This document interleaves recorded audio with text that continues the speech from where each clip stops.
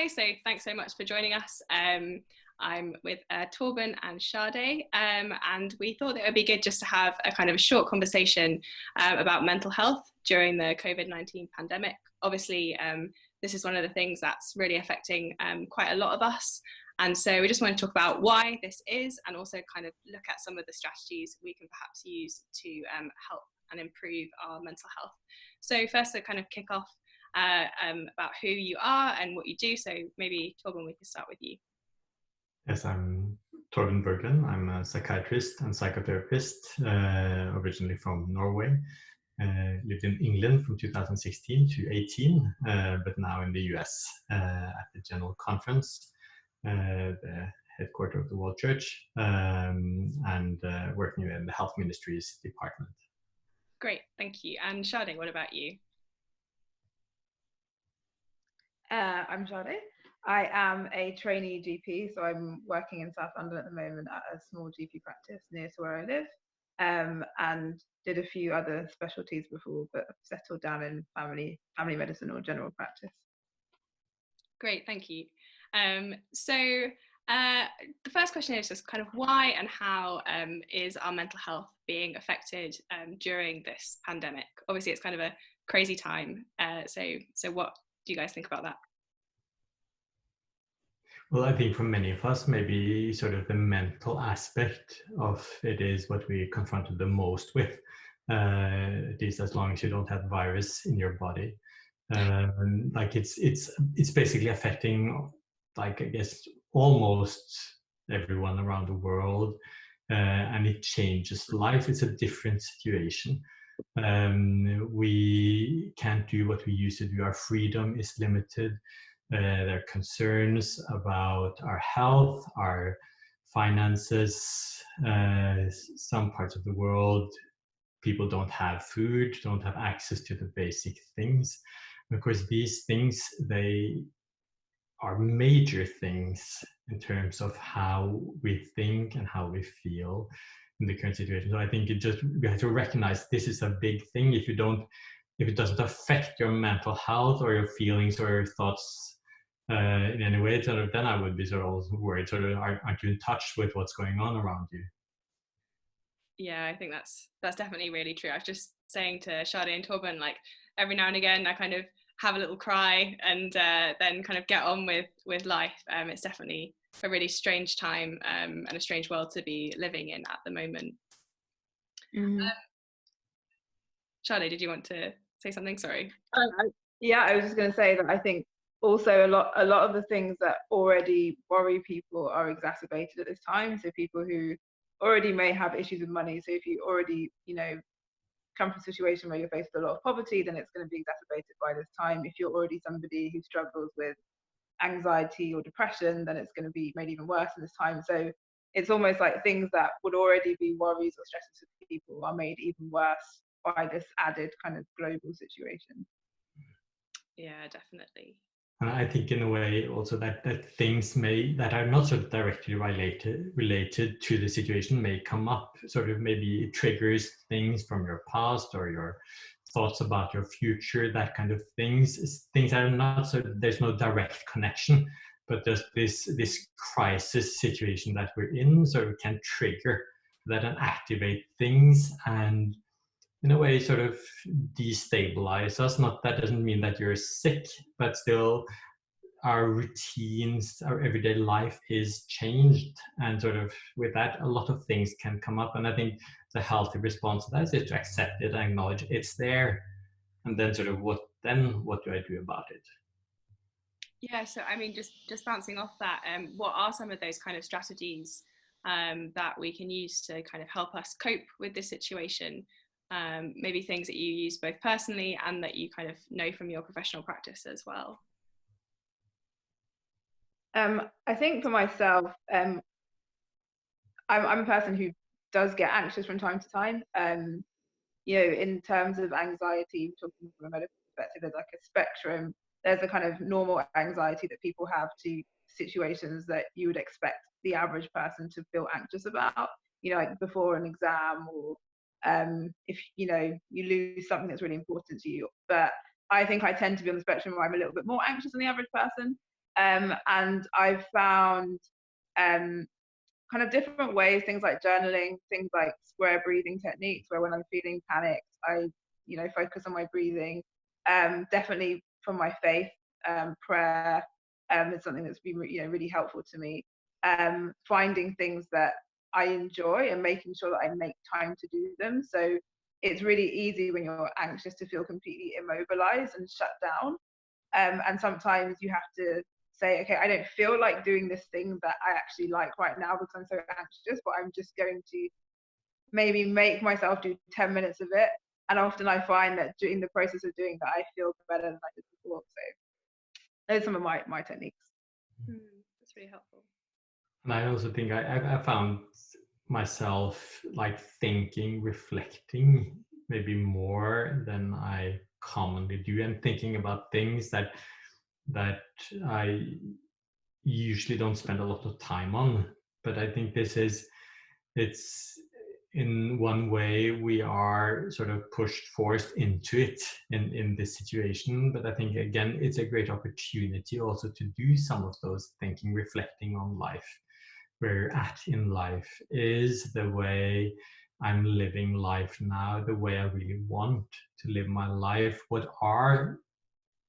is becoming evident to me that my values and my real priorities actually are?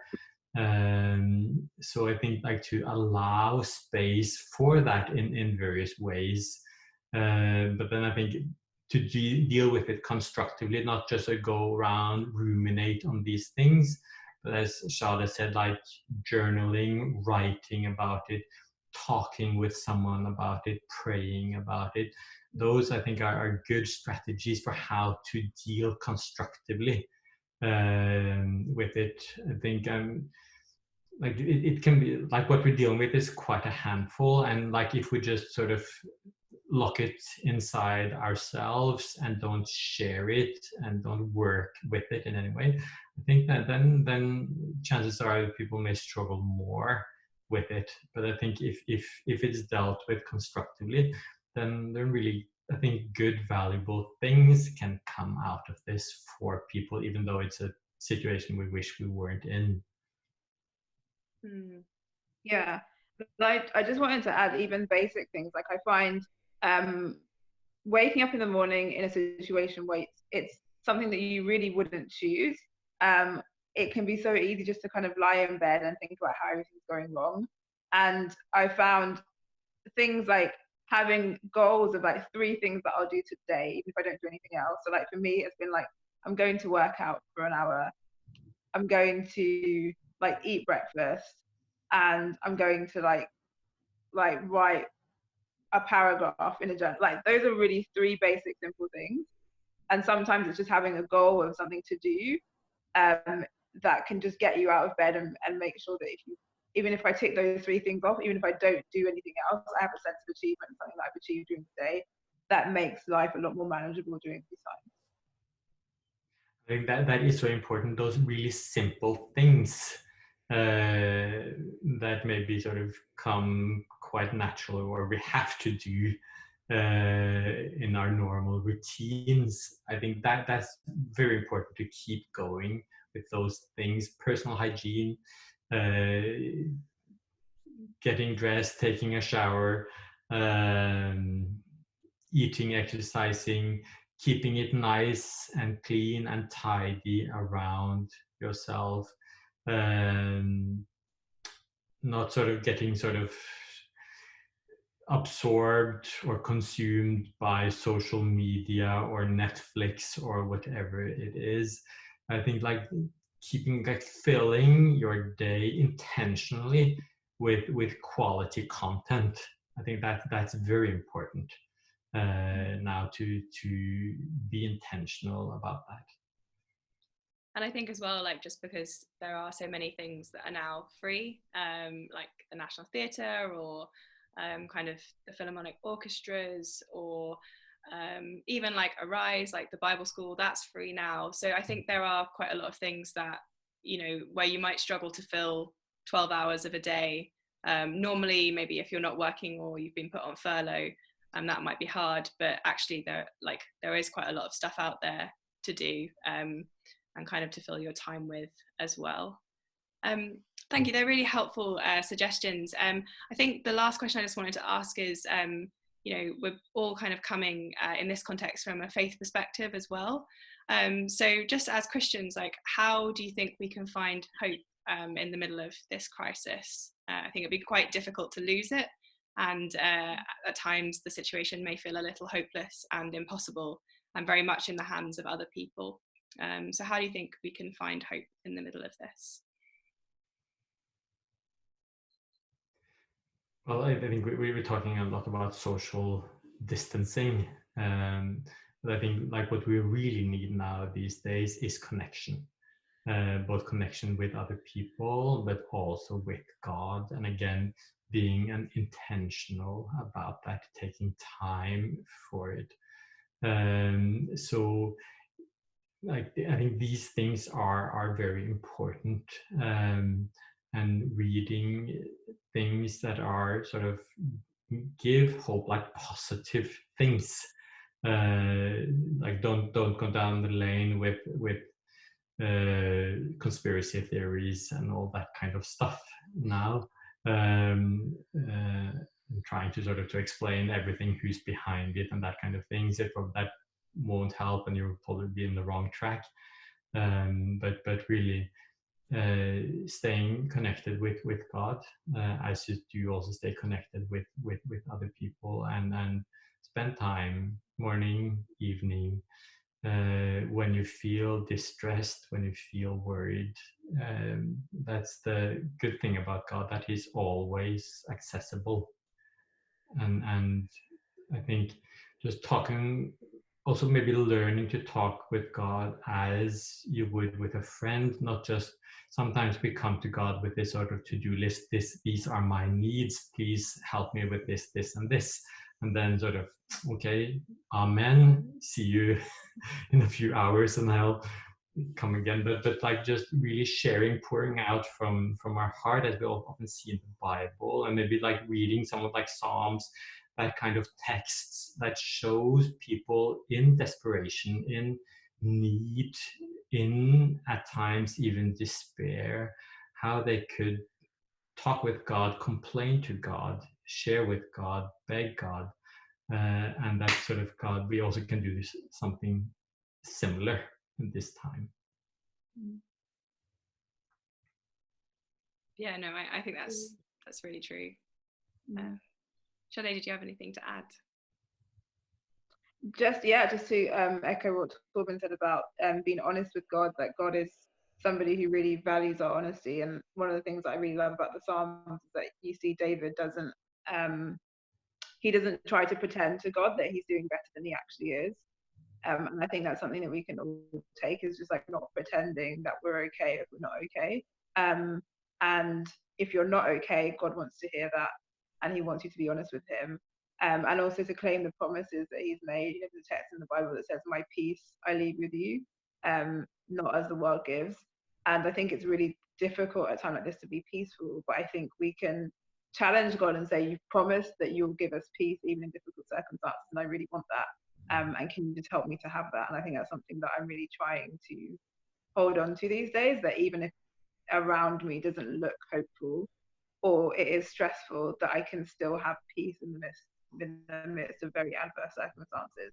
And that's something that is supernatural and something that I can't create myself, but something that I can ask for. I think as well, just like keeping a sense of perspective.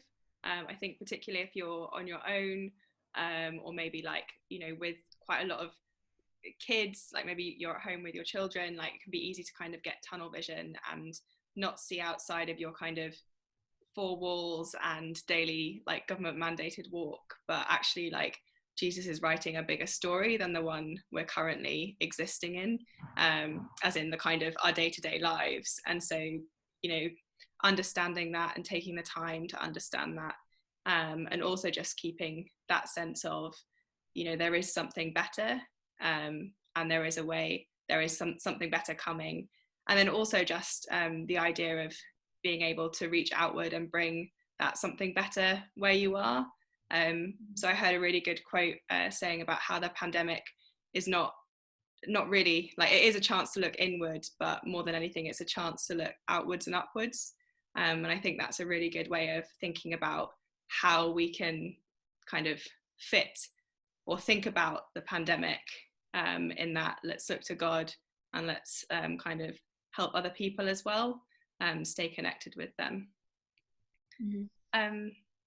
So thank you very much. Do you guys have anything else to add before we go? I just think what gives some encouragement is what Paul said to the Romans, that in all things God works for the good.